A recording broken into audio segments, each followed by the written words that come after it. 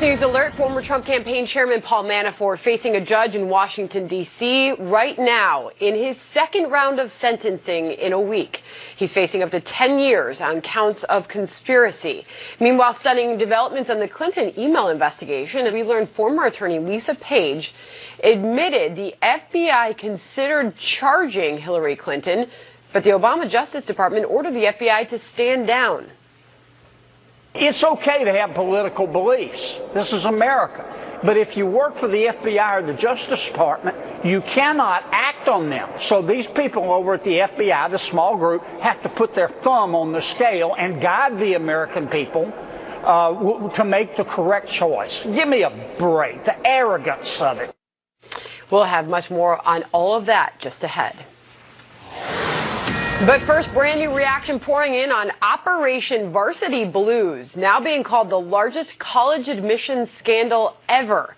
Welcome to a brand new hour of America's Newsroom Wednesday morning. I'm Sandra Smith. I'm Bill Hammer. Good morning to you. New studio day. Just for now. Don't adjust your TVs at home just for a day here. Sandra, good morning to you. Federal authorities now charging dozens of wealthy parents with bribery and fraud for allegedly buying their children admission to elite colleges and universities. Among those named, TV actresses Felicity Huffman and Lori Loughlin. The FBI breaking that case yesterday during our program after what's considered to be a massive nationwide investigation. Make no mistake, this is not a case where parents were acting in the best interests of their children. This is a case where they flaunted their wealth, sparing no expense, to cheat the system so they could set their children up for success with the best education money could buy, literally. Straight to our headliner now, Dr. William Bennett, former Secretary of Education, host of The Wise Guys on Fox Nation, and a Fox News contributor. Twice in 2 weeks. It's great to have you back, and thank you for accepting our invitation. One of the main points you're making here, Bill, is how much interest this story has captured. Why do you think that is? Yeah, even bigger than the Odell Beckham story, Bill, at least to me. I think to you as well. Yes. But seriously, the most interesting thing about the story is the interest it's generating, how big it is, how much this matters to the American people. And, you step back and wonder why, because people know in their hearts that people who have resources have advantages. That's what resources means. You have advantages. So in the case of their kids, they can move if the public schools aren't good to an area where the schools are good, or they can buy a private school education, tutors, summer programs to enrich that resume. But I think what shocked people here was the outright fraud, the cheating, the degree to which people will go to advance their children's interest. And that's rigging the system, and the American people react viscerally to that, and they're correct to react viscerally to that. It's a terrible thing. Bill, you just wonder if it's the tip of the iceberg. I mean, even when the FBI and IRS at the U.S. Attorney's Office made this announcement yesterday, they said they are still looking into other parents who have done this, other coaches and universities that this does affect. Yeah, well, you've got the Hollywood dimension, which I think helps with the headlines, but you've also got some CEOs, some very established people who were involved in this. And again, remember, I was Secretary of Education. I did a radio show. I do a podcast now. The thing I get calls from and notes from the most is from parents seeking advice about their kids' college. What would you advise? Where should she go? Where should he apply? This matters to people because to Americans, college is that way up. It's the way to upward mobility, to succeed. And to think that the system is being gamed to this degree, I think really shocks and disturbs people. Well, one thing I got to say, based on the evidence, well, I was just going to say, based on the evidence, and I think I know this pretty well, it's not the most important choice or most important factor in a person's success. That has to do more with the person's ability. The SAT scores are a better predictor of where you'll end up in life, frankly, and a lot of people don't like to hear that, than where you go to college. But also factors of grit and determination, your ability to set a task for yourself. These are more important. But a fact is a fact, and the fact is Americans care deeply about where their kids go to school. One thing that strikes me is that this world is faux for so many, and you can make it so based on technology. I mean, there are reports that some of these headshots were photoshopped onto the body of other young athletes, and they would use that in order to make the pitch that they should be on the rowing team or whichever avenue they chose. And it you think a lot about the millennial generation and the technology that collides in their life on a daily basis. You can live a life that's of your own making, and it's all online. Yeah, and entirely false. It's phony. Yeah, entirely false. That's right. And here the system was used, gamed by this Mr. Singer, the guy who finally won state's evidence here, who went to parents and said, I'll do this. And, what does parents say? This guy says, we'll put your child's head on a water polo player, even though the child has never seen a pool or a water polo game, but that will get the child into Stanford. It's entirely cynical and very discouraging to a lot of folks. Yes, there will be more. Susan's right. There will be more. There will be more people involved, and I think we'll hear more about this. The other thing is, if I can just for a second, this plays into a deep worry the American people have, and I share that worry. And we see it in politics. This was appealed to by Donald Trump and Bernie Sanders. Is the system rigged? Do you remember when Donald Trump said, is the system rigged? Bernie Sanders asked the same question. Turned out in his case it was right. And people believe that America is about equal opportunity, no privilege. You get by on your hard work. Remember Bill Clinton, work hard and play by the rules. And this is a clear violation of the rules, and people are really mad about it, and I understand why. Really mad about it, and you don't have to look far, whether it's in your own neighborhood or at work and you're talking to somebody who sits by you work closely with. Parents are stressed to the nines when they've got kids that age or high school where they're trying to get them into these colleges, Bill. And it is a stressful situation on the parents. It's a stressful situation on the kids. And there are people who are working night and day to try to get their kids into these schools. Carol Roth penned a piece published on FoxNews.com. College cheating scandal should make blue-collar families absolutely furious. Because this just made everybody realize that the system is rigged and can be rigged. Can be rigged, and the obsession of parents. We live in a comfortable neighborhood in a D.C. suburb, and I remember hearing from a parent about a preschool. Well, it's a great preschool. This is for 4-year-olds because it feeds into this school, which feeds into this prep school, which feeds into Harvard. And so the pressure's on the 4-year-old. Parents need to step back a little bit on this and realize this is not all of life. But look, the game needs to be fair. The rules need to be observed. And I'm glad these people are going to face the law and justice. At least I hope they will. Thank you, sir. Hope you come back, okay? Bill Bennett with us out of Washington today. You betcha. We'll hear you on radio. Thanks, Bill. Thank you. You betcha. We've got breaking news to get to now out of the Paul Manafort sentencing hearing happening right now. The judge saying that she will give Paul Manafort credit for accepting responsibility for his actions. He still may get a 10-year maximum sentence. It's unclear at this point if there will be a concurrent or consecutive sentencing.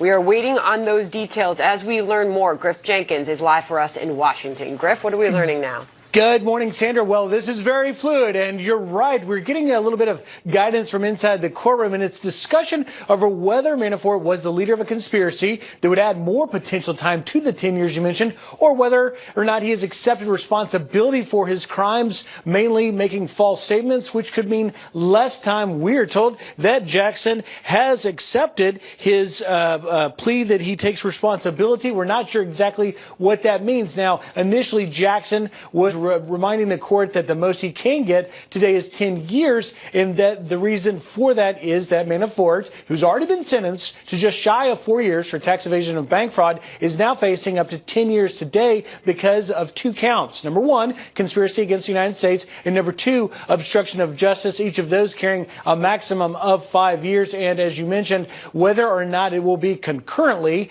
meaning at the same time as the first 47 months, or consecutively, meaning one after the other, is a big deal because Jackson turns 70 in just 3 weeks right now. We are also told that the government, the lead prosecution, has been arguing over whether or not Manafort will continue to owe more money, up to $6 million he owes to the IRS. The government trying to press that in the pre-sentencing memo before this morning began. Andrew, the prosecution called his actions, quote, bold, and stressed that Manafort, quote, knowingly violated multiple laws. Manafort's Manafort's defense team consistently maintaining throughout that their client was not guilty of collusion and that the government was overreaching. But really what's happening in that courtroom right now is quite telling. And certainly there is an option where it could lead to more than 10 years, but we just don't know at this point. One thing is, how will Washington react to all of this? You know, you had Senator John Kennedy in the last hour, and he had a very interesting perspective weighing in on what he believes with regards to Mr. Manafort. Listen. I don't have any sympathy for Mr. Manafort. There was no evidence of any collusion with Russia or any of that, but bank fraud and tax fraud are serious offenses against the American people. And he's always played on the margins, and I think I've called him a sleazoid, and he is. So I don't have any sympathy for him. And so as we wait, we anticipate perhaps this could go on in the next hour or so, but soon we will know just how many years Paul Manafort will spend in jail. This clearly the most high-profile prosecution of the Mueller investigation so far. Correct, and that continues right now. The latest we saw is Judge Jackson invited each side to speak. So as we learn more, we'll bring it to everybody. Griff Jenkins in Washington. Thank you, Griff. Thank you, Griff. 11 past. More fallout today from Boeing. Watching this story yet again. New records show that some U.S. pilots complained at least 5 times in recent months about problems with the Boeing 737 MAX 8 jet. That is the model of plane involved in 2 deadly crashes in about 5 months' time. Now, countries across the globe grounding Boeing flights, but so far the U.S. is not one of them. Neither is Canada. Doug McKelway picks up the story live in Washington from there. Doug. Morning, Bill. The FAA and Boeing are holding fast, resisting the tremendous public pressure to ground the 737 MAX 8 here in the United States and Canada. Senior officials at the FAA reportedly held long meetings yesterday about the MAX 8 and stuck to their assessment based on data that the airplane is safe, saying in a statement, "Thus far, our review shows no systemic performance issues and provides no basis for grounding the airplane." That, while an increasing body of bipartisan legislators on Capitol Hill are calling for the U.S. to ground the plane. I pointed out that given the fact that the UK and Singapore and New Zealand and other places have decided to ground the aircraft, that out of an abundance of caution, it makes sense for us to do the same. The 737 MAX 8s should be immediately grounded until the FAA can assure us that they are safe. An investigative source I just spoke to tells me that Ethiopian investigators who recovered the black boxes on Monday have just now, within the past 12 hours or so, acknowledged they do not have the laboratory capabilities to examine the flight data and voice recorders. They're shipping them to Europe, probably to Britain, France, or the Netherlands. The source tells me if the records had been turned over to the NTSB here in Washington, the data would have already been printed out, and investigators would be on the path to finding out what caused the accident. My source asks, what took so long? What are the Ethiopians hiding, he says. While the FAA maintains the plane is safe, it is mandating changes to the software that controls the MAX 8's automatic pilot and pitch control. Those changes are to be completed in April. A report in the Dallas News says, quote, pilots repeatedly voiced safety concerns about the Boeing 737 MAX 8 to federal authorities, with one captain calling the flight manual inadequate and almost criminally insufficient. Several months before Sunday's Ethiopian Air crash, the paper reported 5 pilot complaints in all. A former NTSB official tells me that the pitch problem associated with the plane's automatic pilot is easily corrected by just turning it off. 2 switches on the center console right by the pilot's thigh, easily within reach. Bill? Thank you, Doug. More to come on this, certainly. Looking for answers. Doug McKelway in Washington. The Paul Manafort sentencing hearing, the second in a week, continues in Washington, D.C. this morning. We'll continue to bring you breaking news out of there as we get it. What we know right now is that the judge has laid out the 2 counts against Paul Manafort, conspiracy to commit various financial crimes, including tax fraud. The other count charged with a separate conspiracy to obstruct justice by tampering with 2 witnesses. Each hold a maximum prison sentence of 5 years. So the max he could get today is 10 years. His side is laying out the case for why the judge there should be more lenient on him. He's had family, friends, and colleagues write letters to the judge. And another big question we're waiting on is, will this sentence run concurrently with Judge Ellis's sentence last week of 47 months? We're waiting on all the news to come out of that courtroom this morning. We'll bring that to you as we get it. In the meantime, Sandra, you got a potential bombshell in this Hillary Clinton email matter. A newly released transcript shows the DOJ ordered the FBI to stand down on that case. If that is true, why would that be? Britt Hume is on deck with his take next. More news coming out of that D.C. federal courthouse. We are hearing Robert Mueller's team right now is arguing for a stiff sentencing. Britt Hume is Fox News senior political analyst. Britt, good morning to you, and thank you for joining us this morning. I'll tell you what Weissman just said from Mueller's team.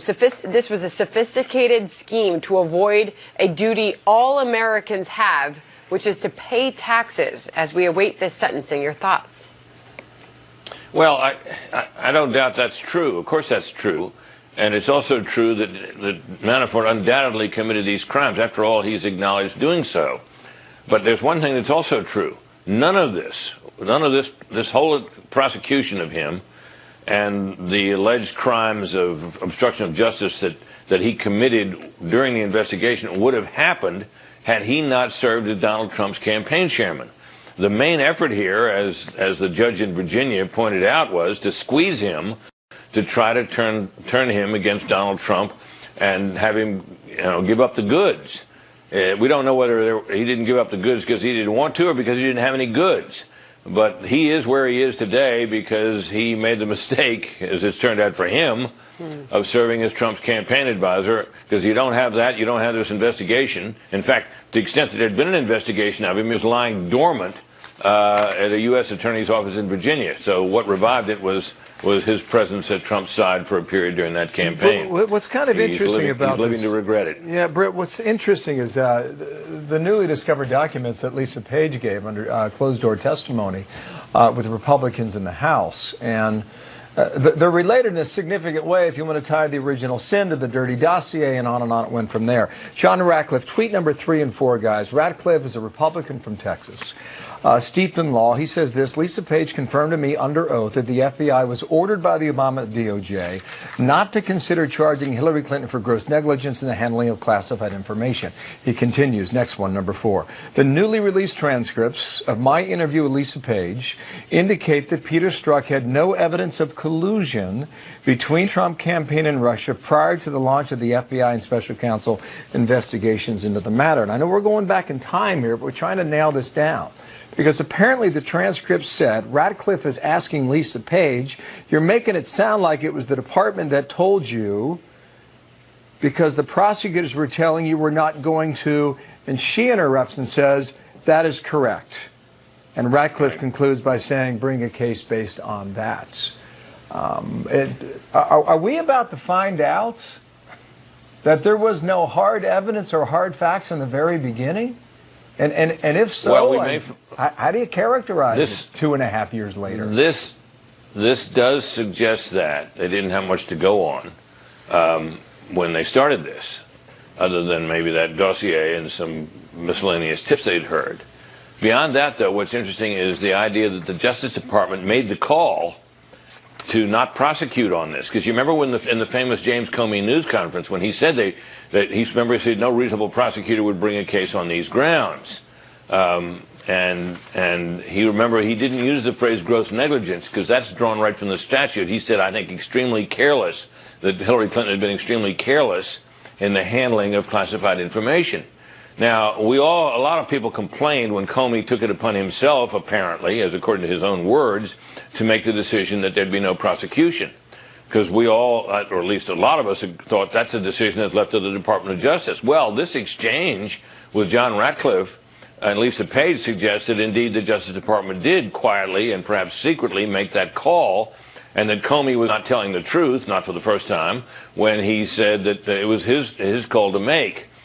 Because the Justice Department was compromised. Well, the compromised Justice Department, because the Attorney General had that famous meeting with Bill Clinton, the compromised Justice Department, it seems from this testimony, may indeed have made the call, which may be the right call, but maybe by the wrong people. We'll see, I guess. Yeah, I guess 2 points to be made here. If Ratcliffe's right, DOJ said lay off on the Clinton investigation. And the second point he's making is that there was no evidence about Russian collusion to advance the investigation. Well, that's right. And it strikes, and now that we await the Mueller report, and we've, looked for hints from that investigation, and all that has become known through the efforts have been, congressional committees ×3 and investigative reporters by the dozen, lo these many months now, has indicated that there still isn't any serious evidence of collusion. And it doesn't appear, so far as we know, that any such charge or claim of conspiracy or will be brought. Although I do think, Bill, that Mueller is going to have to say something about this collusion question, because part of his original charge was to investigate that very thing. And so I think he'll have to reach some conclusion about it, whether there's any criminal involvement or not. We're going to know what he found and did not find on that very count. And it looks as if they didn't have much to go on to start with, and we may soon find out that they don't have much to go on at the end either. Well, and it brings it back to what's happening in that D.C. Courtroom right now with Paul Manafort awaiting his second sentencing, Britt. And this punishment will bring an end to the special counsel's most public legal battle that we have seen. What conclusion should we draw from that?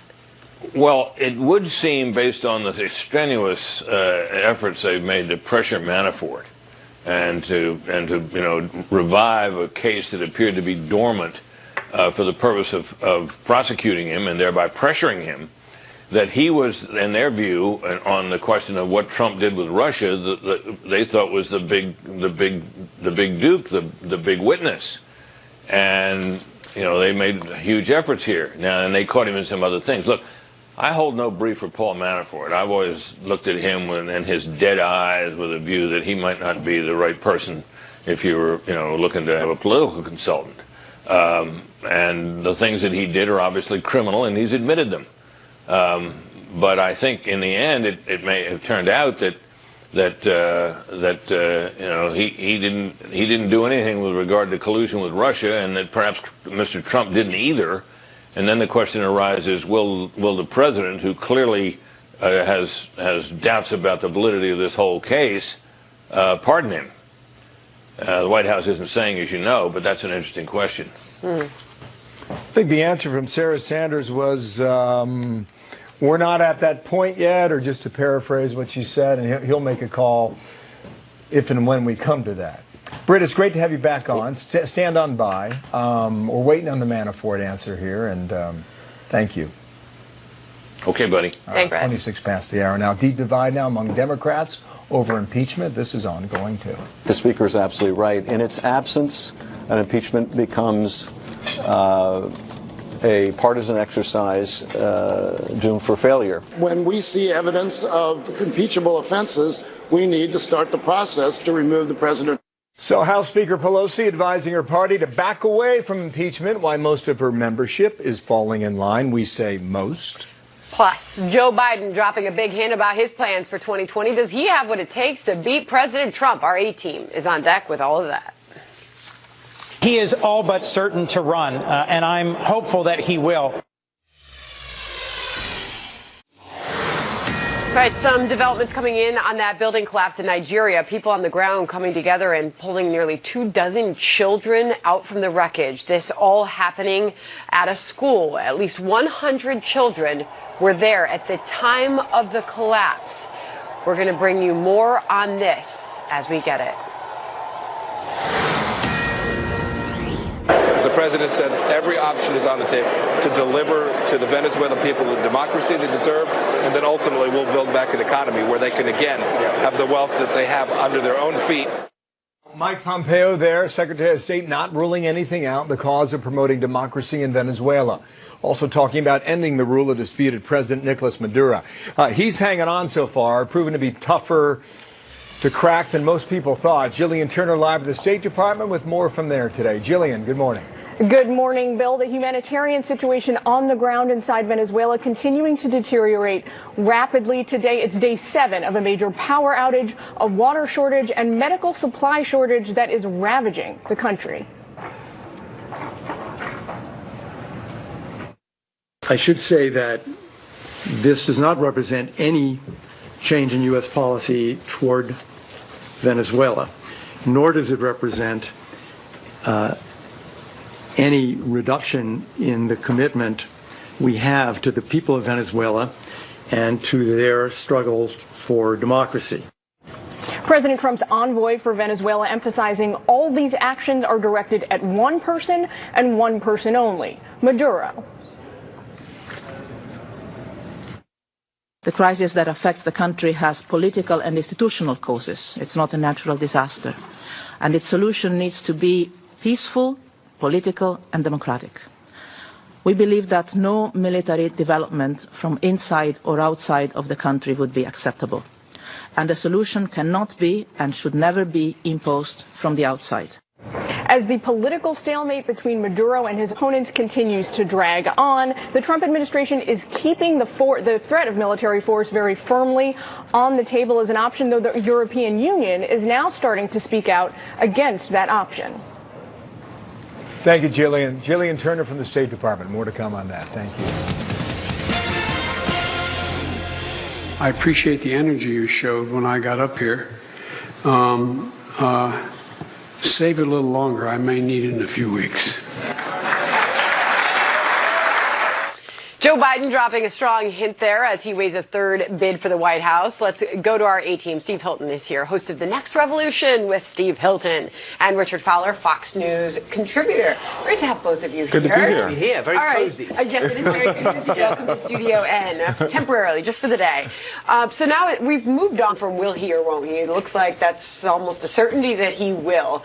Can he beat Donald Trump, though, Steve? Well, first of all, I just want to say it's still not a firm yes, and I'm kind of tired of all the I know, but come on. The endless kind of contemplating and ruminating and hinting and teasing. If you're going to do it, get on with it, for God's sake.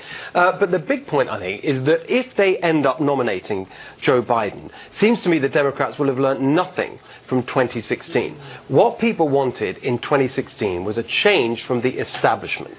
I don't believe that desire for rejecting the establishment has gone away since 2016. If anything, it's got more. And there's literally no one you can imagine who is more of an establishment creature than Joe Biden. I mean, honestly, he is so swampy. He makes Hillary look ethical. Wow, Richard? That is quite a statement. I wouldn't go that far. Here's what I would say about Vice President Biden. A couple things. I think, number one, I think what you see from all the candidates in the field is that even though he has not announced, he seems to be operating from what pollsters would say a floor, while other candidates are operating from a ceiling. He hasn't gone below 25%, whereas most candidates, they get to 15 and sort of stop, 10% and sort of stop. Joe Biden seems to have a little bit more than that. Also, I think voting in Joe Biden's favor is he also seems to have the fundraising dollars, right? A lot of bundlers are sitting on the bench waiting for Joe Biden to jump in, which proves that it would be very favorable for him. And I think the third thing that speaks to why a Joe Biden run could be good for the Democratic Party is that there's a lot of Democrats that are very nostalgic for the Obama years, and Joe Biden was a big part of the Obama years for Democrats. And I think there's been some critique about how he will sort of fare in the new Democratic coalition. But I think having the fact that President Barack Obama picked him to be his president would speak well to some of the folks that are part of the Obama coalition. His point, though, his point is that all the energy is on the Bernie Sanders portion of the party. By the way, I don't think the polls don't reflect that. Well, I look at these crowds. And you know these primary voters, they're going to go for Bernie in a big way. I hear they don't want the establishment back, and I don't think the Democrats want the establishment back, and I don't think the country wants the establishment back, and they certainly don't want the Obama years. Hold that thought. Just getting some breaking news. Been watching this Manafort stuff all morning long, and Sandra, now we're hearing Kevin Downing is addressing the courtroom. Kevin Downing is the attorney for Paul Manafort, and we believe Manafort will address the court in a few moments, too. He did that last week for about a period of 5 minutes in court.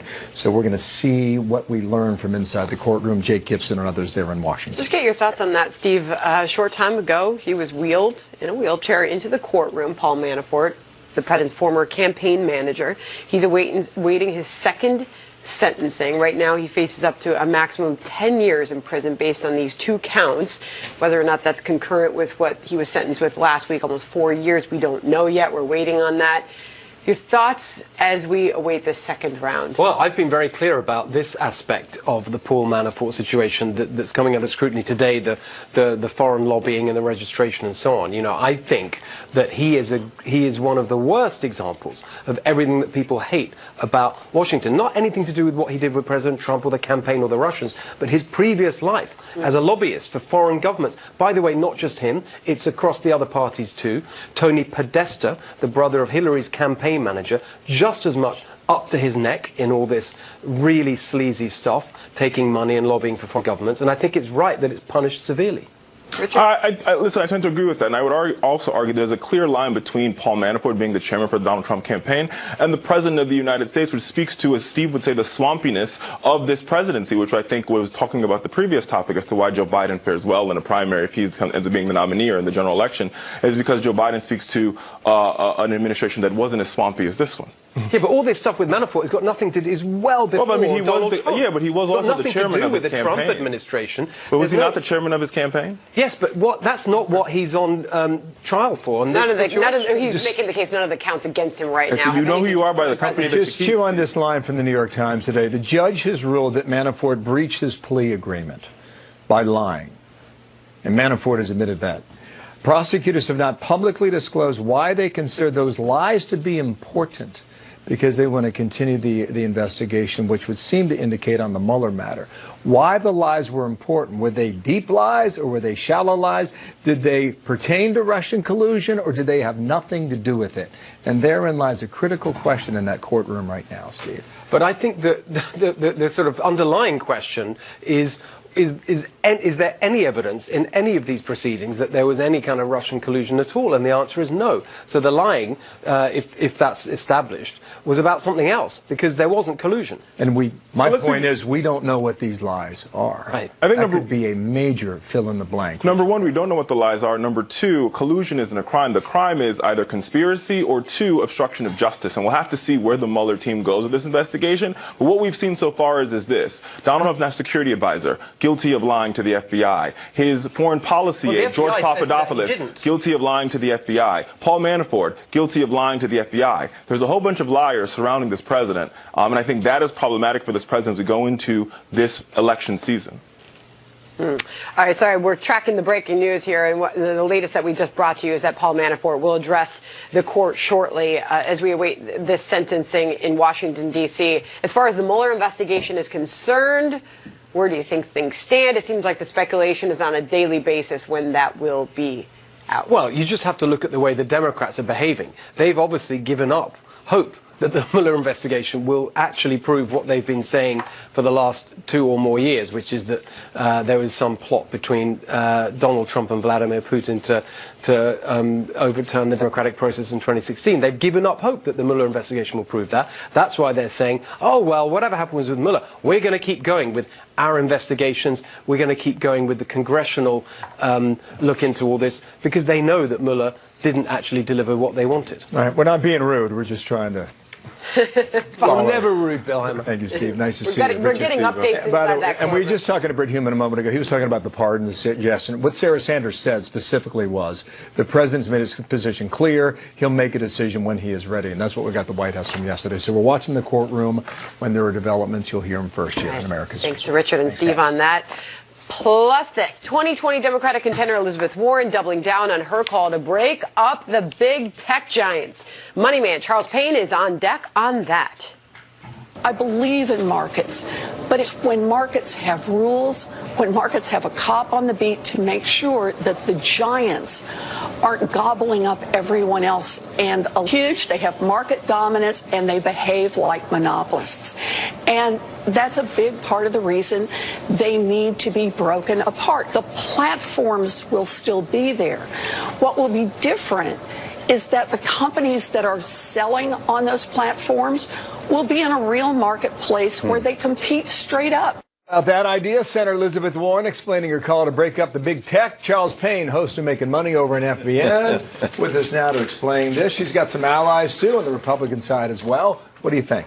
Well, first of all, they were in the real marketplace as they were being created, right? And they just happened to outperform their rivals and their peers, and listen, we've gone through this in this country many times before. I've always believed that ultimately business takes care of itself, right? There have been a lot of businesses over the history of this country where we thought we'd have to break them up. One time Sears dominated the retail, doesn't anymore. But you're right, because they have been bad actors as well, which makes these companies easier targets. I would not be surprised if one day there is an administration that certainly goes after Amazon and Google. I think at some point they would go after.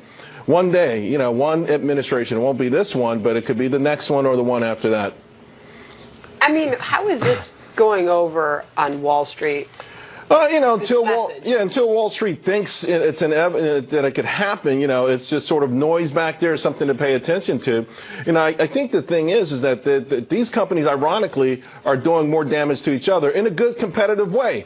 Amazon right now is taking Google's search business, right, because they collect so much data on us, and all of a sudden Microsoft is growing their cloud faster than Amazon. So if you just let the marketplace take care of itself, these behemoths are going after each other in a way. And by the way, there have been some smaller players out there. The hottest stock this week, Etsy, right? The hottest stock last week, Wayfair. These are online businesses that are smaller than Amazon, that are Stitch Fix, up huge, up 25% this week. If I didn't know you better, can compete in this world. If I didn't know you better, I thought you were a capitalist. I didn't sound like one. Ocasio-Cortez went after the head of Wells Fargo. Oh, my goodness. And this was a tweet, too, that relates to Facebook. Just because a monopoly business happens to be online, it doesn't mean it's good. Facebook may have its own problems, but it's increasingly starting to look like our society, namely our democracy has a Facebook problem. How did you read that? I think those social media platforms reflect society. They don't dictate society, just like the notion that Russia somehow used social media to sway the election. They can use it to stir up resentment or anger or animosity that already exists in this country, but one doesn't drive the other. So I think she's completely wrong there. But I will say, she made some comments yesterday with the CEO of Wells Fargo that people were saying was just outright nuts, crazy. She brought up oil platforms. She brought up caging animals, children like animals. Here's the thing: she was crazy like a fox. The next part of this progressive phase to dominate commerce is called deplatforming, right? Or to deplatform them. Okay. First, you villainize these industries to the point where you can legally argue we should starve them of capital. So banks should not be allowed to lend money to an oil pipeline company because the oil pipeline could leak. We should not be able to lend money to a for-profit prison because they may cage children. So, you know what? As crazy as the headlines may seem, there's a method to all of this. By the way, there's a report out, too, it's in USA Today. It's called pollution inequality, that somehow pollution is created by white people, but it mostly affects black and Hispanics. So there's a lot of angles that they're going at this. And I can tell you, while people are laughing, they've got a plan in place to try to turn this whole thing upside down. I believe you and I breathe the same air. I think so. But yours is a little hotter than mine. By the way, I had to get you back. Dow up more than 100 points, so that's a welcome return for some. Absolutely. Charles Payne, thank you. Okay, guys, back inside the courtroom now, Paul Manafort addressing the judge in the sentencing phase of his second trial in less than a week.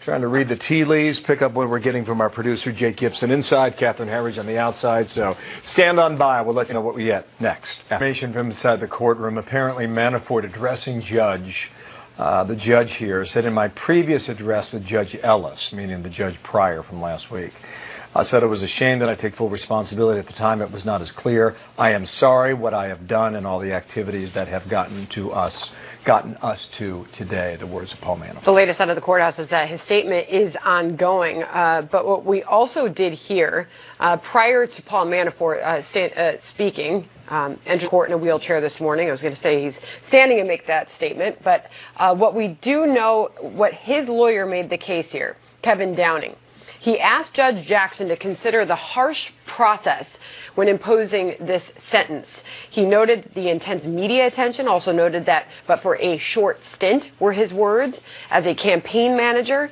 Paul Manafort would likely not be here today. Yeah, it was an interesting comment. The short stint as a campaign manager would not be before you today. It can be harsh, Downing argued. The media attention, he called it out of whack. If we did not have a special counsel, he continued, the media attention around us that results in a very harsh process for the defendant. I hope the court can consider that harshness. We'd appreciate if the court consider it in sentencing today. So we're about to find out whether or not Manafort or how much longer he is sentenced in prison today. Catherine Herridge is live outside of the courthouse in Washington, D.C. Catherine, as we learn more and await further words from Paul Manafort in that courtroom, what more can you tell us? So we just heard from Paul Manafort. He has addressed the court. He was in his wheelchair. His team has argued that his health has suffered considerably during the trials and his detention. He said he would do something today that he failed to do last week, which was be very clear and accept full responsibility for his criminal actions that led to the 2 sentences. In addition, right now, we have just heard from Andrew Weissman, who is the lead prosecutor for the special counsel, and he's made the argument that Paul Manafort is a chronic offender. He has never learned from his past mistakes, Weissman told the court. Manafort failed to pay taxes in excess of $6 million. Every American is required to pay taxes, and that he's making the argument that he really should face a very serious and harsh penalty in this case. The other headline that we've had, and I want to take a minute just to explain it to folks at home, is about a central figure who appeared in this case, Konstantin Kilimnik. Konstantin Kilimnik is a Russian-born political consultant.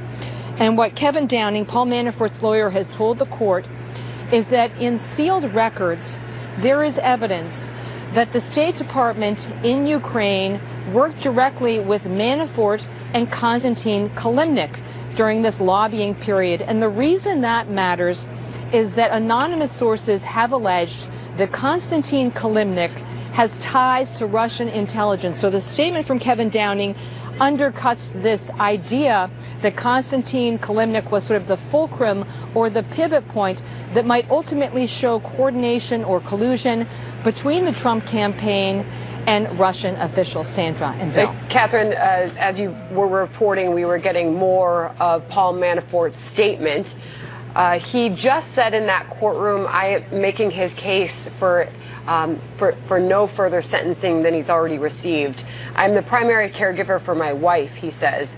She needs me and I need her. This case has taken everything from me already. My properties, my cash, my life insurance. Please don't take us away from each other for any longer than the 47 months imposed last week. Judge Jackson's taking a break, we're being told. And will deliver her sentence when she returns. She said that's going to be around 10 past the hour, so that should come in shortly. So now, Catherine, just go back to the point you're making there about this Russian connection. What does that suggest, or what does that say, as we try and read between the lines in all this? Well, if you're a supporter of Paul Manafort, what they have maintained is that he has been the subject of selective prosecution because of his role in the Trump campaign as chairman. And as Kevin Downing said to the court today, if he hadn't been campaign chairman, his criminal activities, he's not downplaying that, but his criminal activities might not have been or might not have brought the same consequences as they are today. Konstantin Kilimnik, again, anonymous sources described him as being tied to Russian intelligence, and the implication there is that he would be this sort of fulcrum or the pivot point or the link between the Trump campaign, Manafort, and Russian officials.